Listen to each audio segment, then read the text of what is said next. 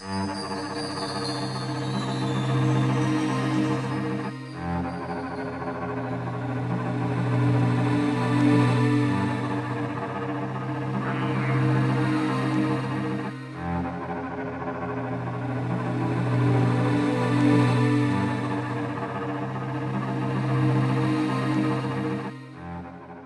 right, now we're joined by John M. Polk, the author of Yahweh, the Biblical God is an Alien. And we're going to talk about his book for a second here, but I want to thank him for joining us here on Skywatchers Radio and, of course, for being part of the Mufon Symposium 2016. Tell us a little bit about the book. Yahweh, in effect, is actually Enlil of the Anunnaki, who posed as God in the Bible. And the reason he posed as God in the Bible is because Creator God aliens from all over creation, all over the planet, descended to the earth in fiery chariots, descended upon either the indigenous hominids, which were primitive hominids back in the day, and or were planted with DNA from the Anunnaki to create and fashion a new model human being. And that's basically ancient alien astronaut theory steeped in my book, Yahweh, the Biblical God is an Alien. It goes back to Enlil and the Anunnaki, who conceivably colonized the Earth, the planet, dating back millions upon millions of years. What was it about the subject of Yahweh and God and aliens that got you interested in writing a book about it, and what got you involved in ufology in general? I would have to say Eric von Daniken and Zechariah Sitchin, their whole philosophy is ancient alien astronaut theory. And like most of us, I grew up in church, and I fought against it for years and years.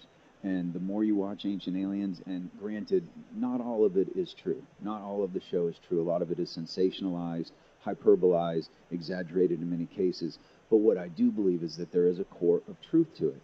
So you go back into ancient times, into all ancient cultures, and they all have a very similar story. The gods descended from the skies in fiery chariots, descended upon the earth, and they colonized the earth and or mixed their DNA with the primitive indigenous hominids on the planet to fashion and create a new model human.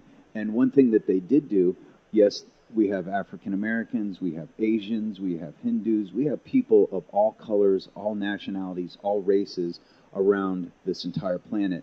But one thing they did do was create us so that we could interbreed with each other, and so that they could interbreed with us. And that's a basic premise of ancient alien astronaut theory.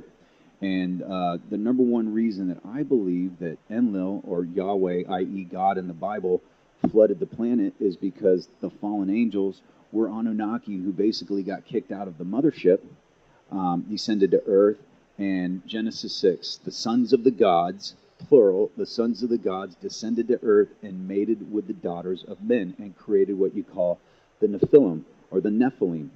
And they were considered giants, not necessarily giants in stature, but they had supernatural powers because they were half, in fact, Anunnaki. And Enlil could see procreation getting rampant and out of hand, and the product that the Nephilim were creating with the indigenous on the planet were creating beings that he could not control. And so since he could not control them, he decided to wipe the slate clean and start all over again. And that's why we have Noah's flood. But then there's flood myths. There's over 2,000 flood myths throughout the world, and they all have different characters involved that created these floods. But in the end, it was Enlil. And actually his father, Anu, wanted him to do it also, so that they could start with a new human model, which is, i.e., us today, which are more controllable. And that's why we are who we are today.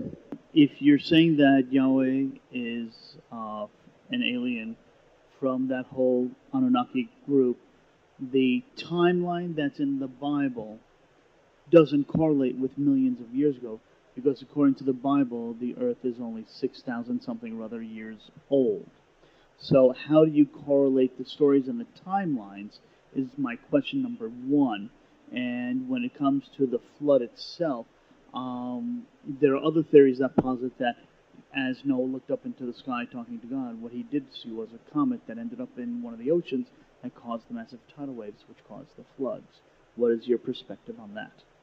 Those are actually both very brilliant questions. So the current human creation story that we have now is really a modern facsimile thereof, something that has reoccurred and reoccurred time and time again, dating back hundreds of thousands of years. This is not the first human creation story that we're experiencing right now. This is not the first quote-unquote Bible or Bible-like text that has been created. This kind of human creation story has gone on for many, many epochs. And according to the Hopi, the earth has been created and destroyed 5 different times. And what I do believe is that 2012, December 21st, on the winter solstice, was not the end of the world, of course, because we're all here today, but it was the beginning of a new dimension and a new epoch for us to mature into physically, supernaturally, and spiritually all together. So, brilliant question, and I'm glad you asked it.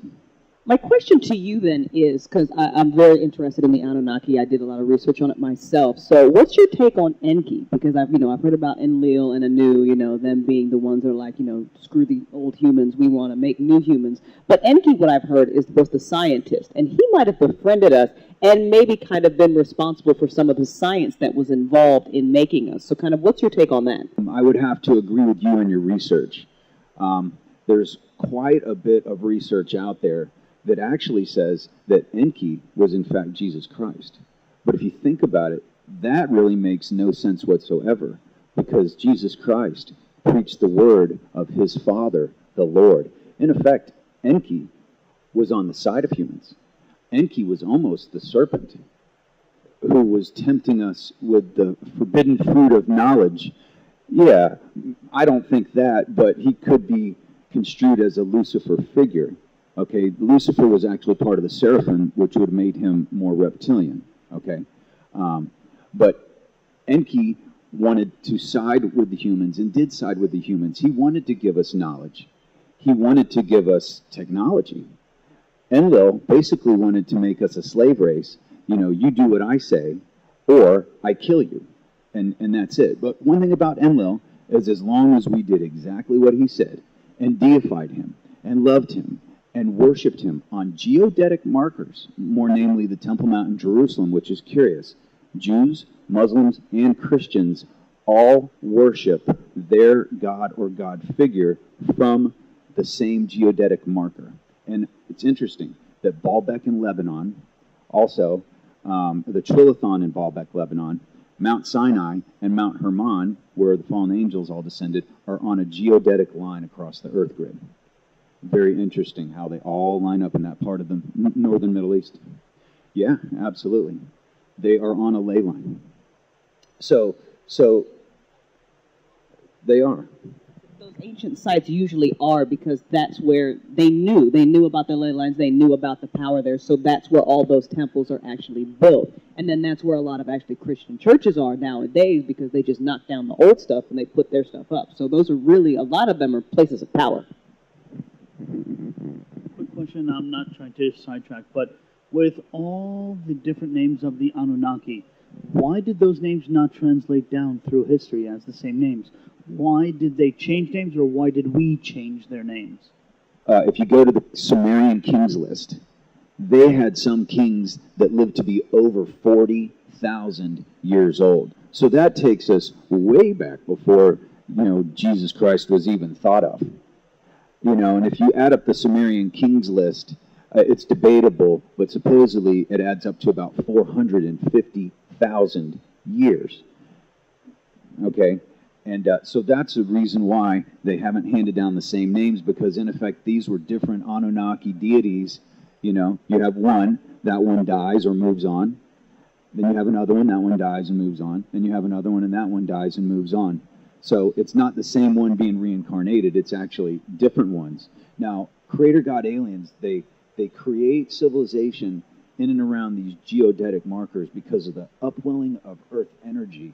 Now, you couple that with prayer, okay? You pray around these geodetic markers, it amplifies exponentially that prayer energy. And then Yahweh, or whatever other Creator God alien, receives that energy matriculating up into the cosmos. And then when you die, because you believed and prayed to this deity as if he was the real God, he actually takes inheritance of a part of your soul as your soul fragments, and it's debatable, 13 different components, and then nano-quantum pieces of your soul also go to different parts of what you could call the omniverse.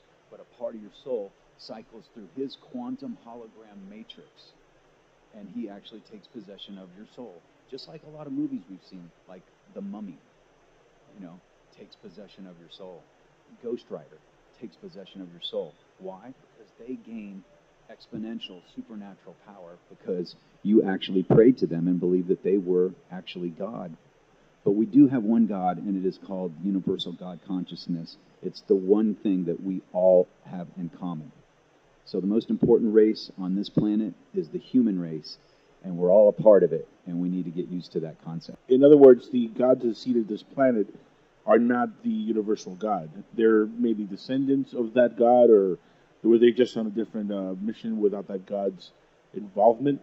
The practice of creator God aliens descending to primitive fledgling planets like this little blue dot we call the Earth is not just exclusive to the Earth.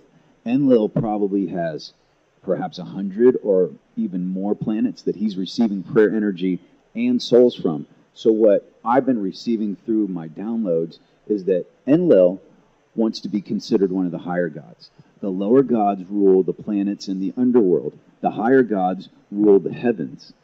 And Enlil, as long as he deceives we humans into believing that he's God and uses our prayer energy and our souls to help him gain strength in the cosmos, where it was making him strong in the past, now it's making him weak in his ascension process. So I believe a big part of disclosure is my book and this concept that he cannot let go of this planet until we learn that he is not actually God. Okay? Religion divides us. Religion makes us fight. It creates wars. Or at least what we think religion is. And it's all part of manipulation. So I've had a lot of, at least professed experts in the field ask me questions about this. And nothing's totally provable, but based on what I'm receiving in my downloads is that Enlil wants to be considered one of the higher gods so that he can basically boss around the lesser gods that rule the planets in the underworld. And until he lets go of us, and until we let go of him, we're kind of stuck in a tractor beam with each other. So, and what I also believe is that if he leaves this planet in a shambles, that it will thwart his ascension process and stop him from becoming one of the higher gods, which is what his ultimate goal is right now. I want to go back to something that you said, because I don't think a lot of people know this, especially when it comes to energy and how the energy of prayer can be absorbed.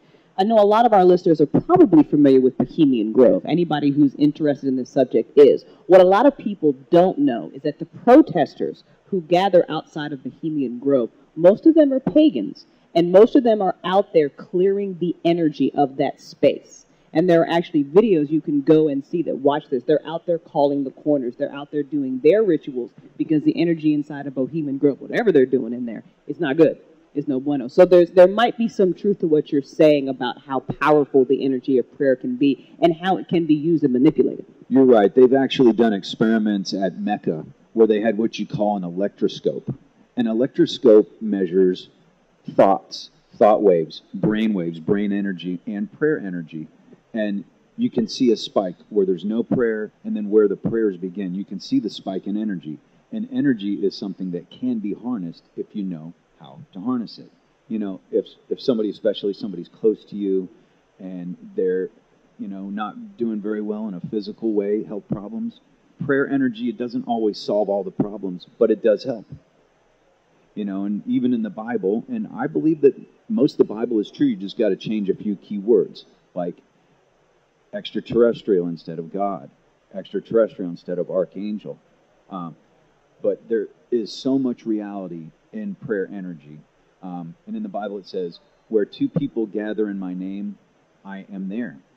It plays right into my philosophy. So if there's two people there, he is there. Imagine if there's 1,000 people there praying in his name.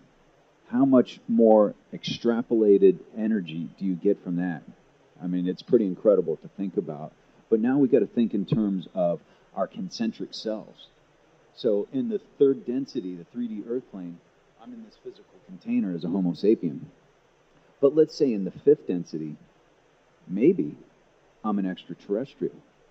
Maybe in the seventh density, which the Arcturians are, maybe I'm actually Yahweh terraforming planets for the purpose of my higher alien self to receive all these prayer energies and souls, to be the same kind of creator God alien that Yahweh is to us in the 3D earth plane. I am to other beings in another dimensional plane. So a big part of what I call the quantum hologram matrix, or the quantum hologram theory, founded by Dr. Rudy Shield, emeritus professor of the Harvard Smithsonian, who authored an article in my book, Yahweh, the Biblical God is an Alien, called the quantum hologram theory. It plays into the fact that we all live in a multi-dimensional existence. In other words, we ascend to a higher form, and eventually we could also become gods ourselves and have the same kind of power. So you start off at one level and you move your way up in the scale until you're a god yourself, and you create other worlds with beings on it. Is this been going? How long has this been going on for that we think we know of, or is it something that's just been going on for infinity forever? I believe it's been going on forever. You know, which came first, the chicken or the egg? It's debatable. I don't know that anybody has the correct answer for that. But what I believe in, I do believe in the ascension process. But I believe, like I said, that my soul, or my God self, which is the part of God that God lent to me for this particular lifetime, is omnipotent, just like God is. And since it's omnipotent, that means that it exists on all dimensional planes simultaneously. So like I was saying, in another concurrent lifetime, in other words, kind of like the concept Highlander, where he was split into, 9 or more of his own selves. And as each one would die off, the other ones would inherit the power of the one that just passed on. But they were all living at the same time in other planets and other dimensional planes. I believe the same thing, but in the Highlander, the difference is that they all looked the same. But to me, in another dimension, I might be what you call an onto-energetic being, or an extra-dimensional, where I don't even possess a physical body, but I do have a consciousness. I just don't vibrate at a density where I'm going to have a physical body. And then in another concurrent lifetime, I may actually look at my arm and see that my skin is green and I have no hair on it. If I looked in a mirror, I could see that in my head I have an elongated skull and I'm bald. And my eyes are real big and black, because in another dimension, I myself could potentially, conceivably be an ascended elder extraterrestrial. Are you of the belief then that the traditional gray aliens might be ascended beings from another dimension that are actually higher dimensional beings, or godlike beings? Because, if 200-300 years ago a ship would have landed somewhere and those beings would have come out, the term extraterrestrial was, something they didn't understand or even know about. So to them, they would be gods regardless. That's what they would be seen as. So are they really gods in that sense? In that sense, yes. But one thing about grays, a lot of them are manufactured beings. According to Linda Moulton Howe, she terms them as ebens, okay, which means they are a biologically created being. Now, on the other hand, there are grays that actually have an amethyst or a soul. So, yes, some of the grays are in fact manufactured beings. Others are actually flesh and blood extraterrestrials. There's a difference between alien and extraterrestrial. An extraterrestrial actually has a soul, and an alien is a manufactured being. With all the times that you're coming back as these different dimensional level beings, do you or don't you remember your past? And why don't we remember ours, whatever we were before this? Do I remember my past? In fact, I do. I remember some of my lifetimes. I can't remember them all. No, definitely not. Definitely not. Here's an example, is that Moroni descended to the earth in 1823 in western New York. He approached Joseph Smith, who was 17 years old at the time, and told him that he used to be an earthling, but now he has since reincarnated and comes from the Pleiades. Now, he told this to him, And that's actually in the Mormon Bible. And one of my best friends is Mormon. It took him a couple years to realize, and I kept telling him, you've been worshiping an alien and you didn't even know it. But the more he's thought about it, now he realizes that he has been. Okay, then if you know all this knowledge, can you please explain to me the magical underpants? That might be the best question of the day right here. The Mormon magical underpants. Mormon magical underpants. No, I don't have an answer for that one. It is a very astute, brilliant question. I don't possess all the knowledge in the universe. I can make something up if you want me to, but I don't know. Well, then I don't know.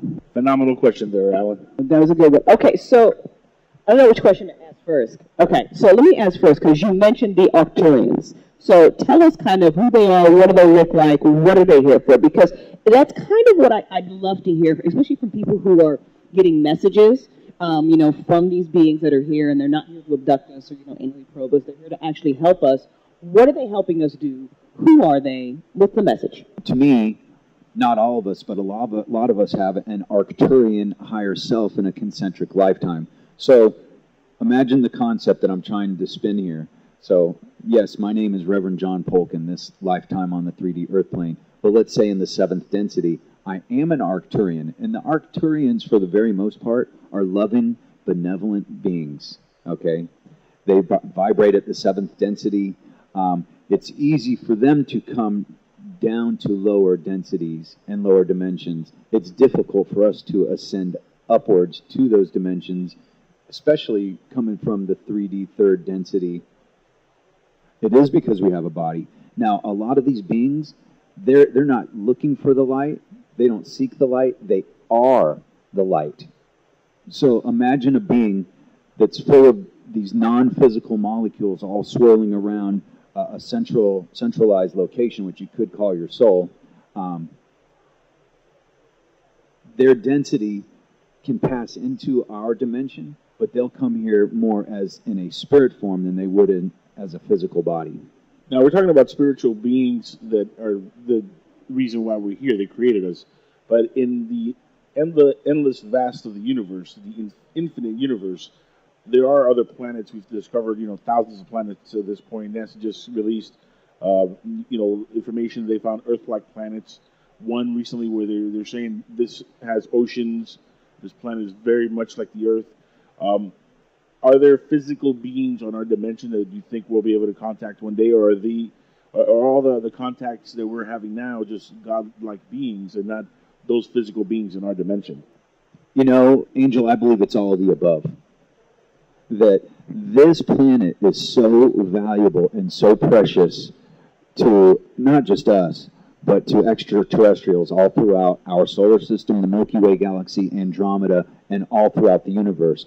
One of many reasons is that planet Earth serves as a space-time portal for time travelers. Okay, Chaco Canyon in northern New Mexico was a space-time portal for them to stop over while they're on their way to the next time-space portal on another planet. Also, there's over 1,000 bases throughout this planet. Most of them are in the oceans, some of them are in volcanoes, a lot of them are in mountains. They're all over our planet. So if we go and mess up the chi or the 23.5 degree tilt axis of our planet through nuclear weapons, if you notice, the flaps really started in the 40s when Oppenheimer experimented with the atom bomb in White Sands, New Mexico at that proving ground out there because there's nobody there. Perfect place to test nukes. But that's where the extraterrestrials realized if we go on this current course that we're going to destroy the spirit energy of our planet, thus destroy their portals and destroy this time-space continuum base and all of the portals and vortexes that they need to travel through to go to other places in the universe. I want to give you a chance to give the audience your website address so they could get the book also, and show the book one more time on camera so we can have everybody who's going to watch the video buy this book, read the book. If you're into the ancient alien phenomenon, if you're into the lore of the Sumerians, Yahweh, this is a great book to pick up. Reverend John M. Polk, give us your website address one more time. All right.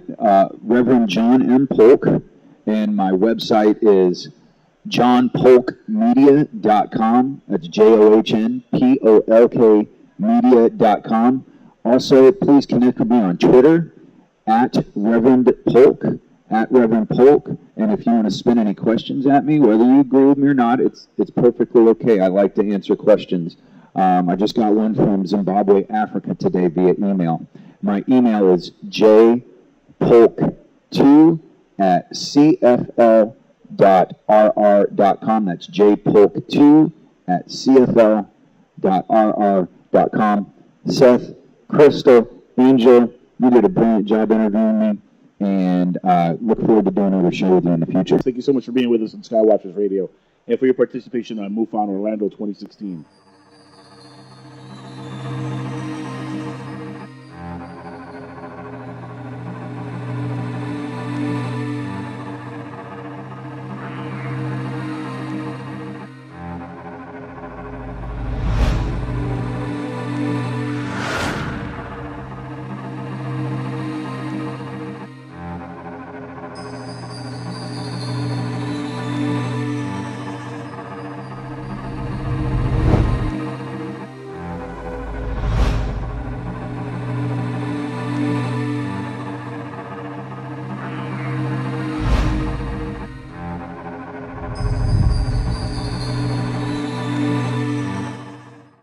Von Daniken and Zechariah Sitchin, their whole philosophy is ancient alien astronaut theory.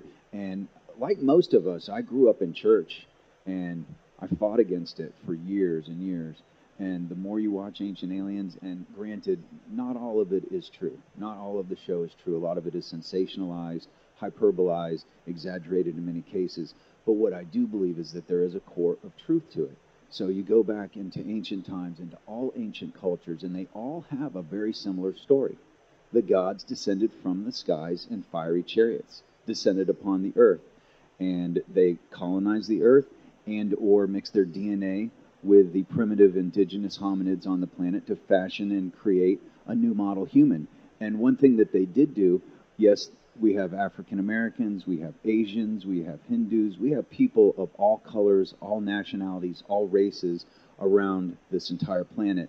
But one thing they did do was create us so that we could interbreed with each other, and so that they could interbreed with us. And that's a basic premise of ancient alien astronaut theory.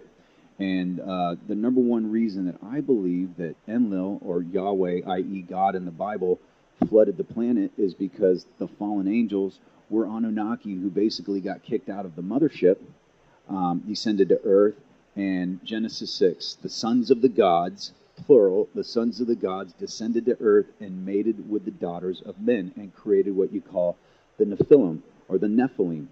And they were considered giants, not necessarily giants.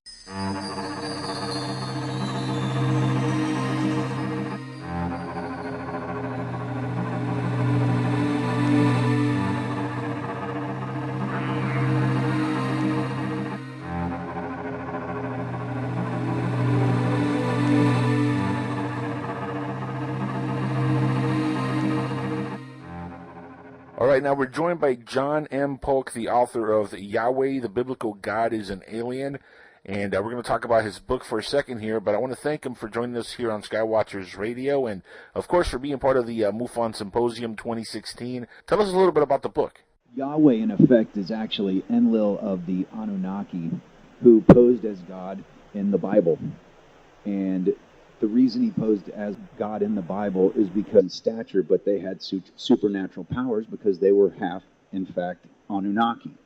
And Enlil could see procreation getting rampant and out of hand, and the product that the Nephilim were creating with the indigenous on the planet were creating beings that he could not control. And so since he could not control them, he decided to wipe the slate clean and start all over again. And that's why we have Noah's flood. But then there's flood myths. There's over 2,000 flood myths throughout the world, and they all have different characters involved that created these floods. But in the end, it was Enlil, and actually his father, Anu, wanted him to do it also. so that they could start with a new human model, which is, i.e., us today, which are more controlled as Creator God aliens from all over creation, all over the planet, descended to the earth in fiery chariots, descended upon either the indigenous hominids, which were primitive hominids back in the day, and or were planted with DNA from the Anunnaki to create and fashion a new model human being. And that's basically ancient alien astronaut theory steeped in my book, Yahweh, the Biblical God is an Alien. It goes back to Enlil and the Anunnaki, who conceivably colonized the Earth, the planet, dating back millions upon millions of years. What was it about the subject of Yahweh and God and aliens that got you interested in writing a book about it, and what got you involved in ufology in general? I would have to say